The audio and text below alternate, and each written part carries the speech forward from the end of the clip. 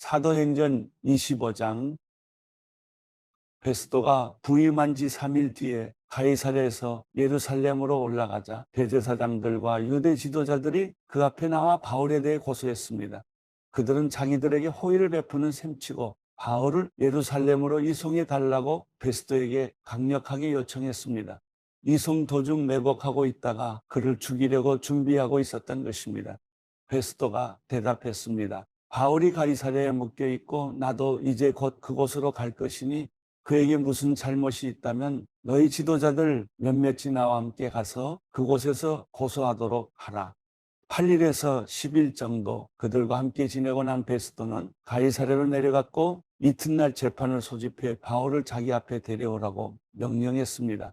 바울이 나타나자 예루살렘에서 내려온 유대 사람들이 그 곁에 둘러서서 여러 가지 중한 제목으로 그를 고소했습니다. 그러나 죄를 입증할 만한 증거는 되지 못했습니다. 그러자 바울이 자신을 변론했습니다. 나는 유대 사람의 율법이나 성전이나 가이사에게 죄지은 것이 전혀 없습니다. 베스도는 유대 사람들의 환심을 사고자 바울에게 말했습니다. 내가 예루살렘으로 올라가 이 고소들에 대해 내 앞에서 재판을 받겠느냐? 바울이 대답했습니다. 내가 지금 가이사의 법정에 섰으니 당연히 여기서 재판을 받아야 할 것입니다. 총독께서도 잘 아시다시피 나는 유대 사람들에게 잘못한 일이 없습니다. 그러나 만약 내가 사형받을 만한 죄를 지었다면 죽음을 달게 받겠습니다. 그러나 이 유대 사람들이 나를 고소한 내용이 사실이 아니라면 어느 누구도 나를 그들에게 넘겨줄 권리가 없습니다. 나는 가이사에게 상소합니다. 베스도는 배심원들과 상의하고 난 뒤 말했습니다. 내가 가이사에게 상소했으니 가이사에게로 가야 할 것이다. 며칠 뒤 아그리빠 왕과 버니게가 베스도에게 문안하러 가이사랴에 도착했습니다. 그들이 그곳에서 여러 날을 지내고 있었기 때문에 베스도는 바울의 사건에 대해 왕과 논의하게 됐습니다. 베스도가 말했습니다. 이곳에 벨릭스가 죄수로 가둬놓은 사람이 있는데 내가 예루살렘에 갔을 때 대제사장들과 유대 장로들이 그를 고소하고 유죄 판결을 내려달라고 청원했습니다. 고소인들과 맞닥뜨려 그 고소한 내용에 대해 스스로 변호할 기회를 갖기 전까지는 어느 누구든 넘겨주는 것이 로마 관례가 아니라고 설명해 주었습니다. 그래서 그들이 나와 함께 여기 오게 됐고 나는 그 사건을 연기하지 않고 바로 그 다음날 법정을 열어 그 사람을 데려오게 했습니다. 그러자 고소인들이 일어나서 말했는데 그들이 고소한 것은 내가 짐작했던 죄가 아니었습니다. 그들의 논쟁거리는 그저 그들의 종교와 예수라고 하는 죽은 사람에 대한 것이었습니다. 바울은 예수가 다시 살았다고 주장하고 있었습니다. 나는 이 사건을 어떻게 해결할까 망설이다가 그에게 예루살렘으로 가서 이 고소에 대해 재판받을 마음이 있냐고 물어보았습니다. 그랬더니 바울은 로마 황제의 판결을 받겠다고 상소해서 내가 그를 황제께 보낼 때까지 붙들어두라고 명령했습니다. 그러자 아그리빠가 베스도에게 말했습니다. 내가 직접 그 사람의 말을 들어보고 싶습니다. 그러자 베스도는 내일 한번 들어보십시오라고 대답했습니다. 이튿날 아그리빠와 버니게가 위엄있게 차려입고 와서 높은 관료들과 그 도시의 지도자들과 함께 재판정으로 들어갔습니다. 베스도의 명령에 바울이 들어갔습니다. 베스도가 말했습니다. 아그리빠 왕이여, 그리고 우리와 함께 여기 참석한 모든 분들이여, 이 사람을 보십시오. 예루살렘에서 또 여기 가이사랴에서 모든 유대 사람들이 그를 살려둬서는 안 된다고 외치며 내게 탄원했습니다. 내가 살펴보니 그가 사형받을 만한 일을 한 적이 없습니다. 그런데 그가 로마 황제께 상소하겠다고 해서 내가 그를 로마에 보내기로 결정했습니다. 그러나 그에 대해 황제께 확실하게 써보낼 말이 없기 때문에 여러분 모두 앞에, 특별히 아그리빠 왕 앞에 이 사람을 데려온 것이니 이번 조사의 결과로 뭔가 상소할 것이 생기지 않을까 합니다. 고소 내용도 구체적으로 명기하지 않고 죄수를 보내는 것은 상식 밖의 일이기 때문입니다. 사도행전 26장. 그때 아그리빠가 바울에게 말했습니다. 내 자신을 위해 변호할 것을 허락하노라. 그러자 바울은 손을 들어 변호를 시작했습니다.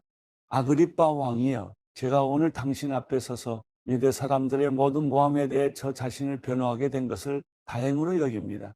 특히 왕께서는 모든 유대 관습과 문제에 대해 잘 알고 계시니 더욱 그렇습니다. 그러니 제 말을 끝까지 들어주시기를 간절히 바랍니다. 유대 사람들은 제가 어릴 적부터 제 고향과 예루살렘에서 어떻게 살아왔는지 다 알고 있습니다. 그들은 오랫동안 저를 알았고 제가 우리 종교의 가장 엄격한 종파를 쫓아 바리새파 사람으로서 어떻게 살았는지 증명할 수도 있을 것입니다. 그런데 제가 오늘 재판을 받는 것은 하나님께서 우리 조상들에게 약속하신 것에 소망을 두고 있기 때문입니다. 이것은 우리 12지파가 밤낮으로 하나님을 열심히 섬기면서 이뤄지기를 바라던 바로 그 약속입니다. 왕이여, 바로 이 소망 때문에 유대 사람들이 저를 고소하고 있는 것입니다. 여러분은 왜 하나님께서 죽은 사람을 다시 살리신다는 것을 믿지 못할 일로 생각합니까? 저도 한때는 나사렛 예수의 이름을 반대하기 위해서라면 무엇이든 다 해야 한다고 확신했던 사람입니다. 제가 예루살렘에서 했던 일이 바로 그런 일입니다. 대제사장들의 고난을 받아 많은 성도들을 감옥에 가두었고 그들이 죽임을 당할 때 찬송했습니다. 여러 회당들을 다니며 그들을 여러 번 처벌했으며 강제로 그들에게 모독하는 말을 하도록 했습니다. 그들에게 격분한 나머지 다른 나라 도시까지도 찾아가 핍박했습니다. 그런 일로 다니던 가운데 나는 대제사장들의 고난을 위임받아 다메섹으로 가고 있었습니다. 정오쯤에 왕이여, 길을 가고 있는데 하늘로부터 해보다 더 밝은 빛이 저와 제 일행을 둘러싸며 비추었습니다. 우리는 모두 땅에 엎드러졌습니다. 그때 제게 히브리 말로 말씀하시는 음성이 들렸습니다.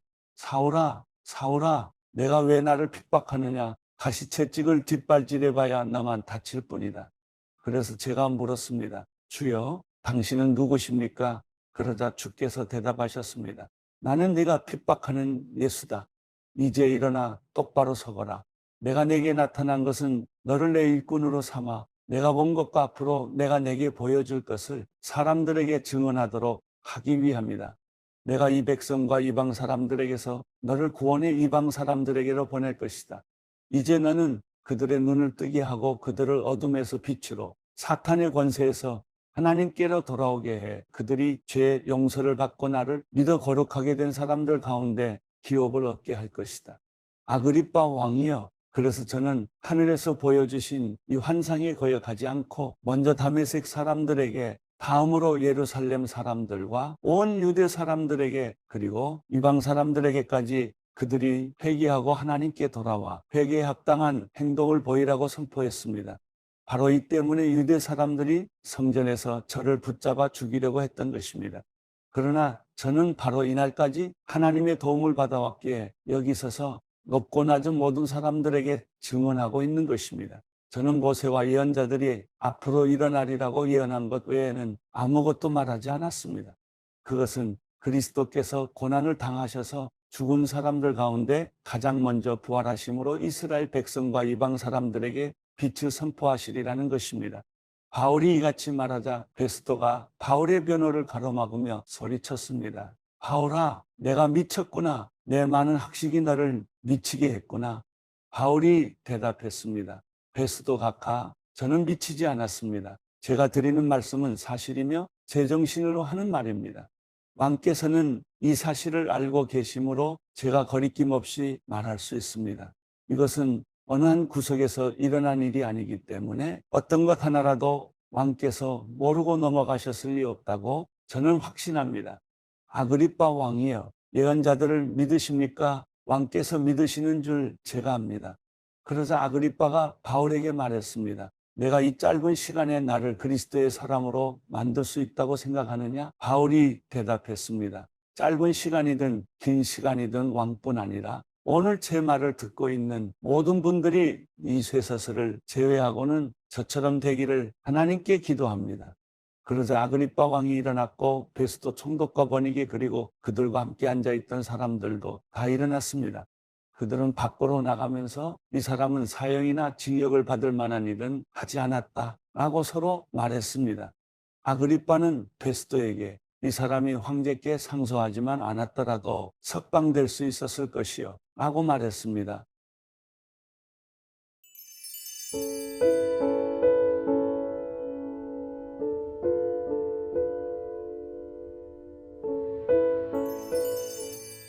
시편 14편. 어리석은 사람들은 그 마음속으로 하나님이 없다고 말합니다.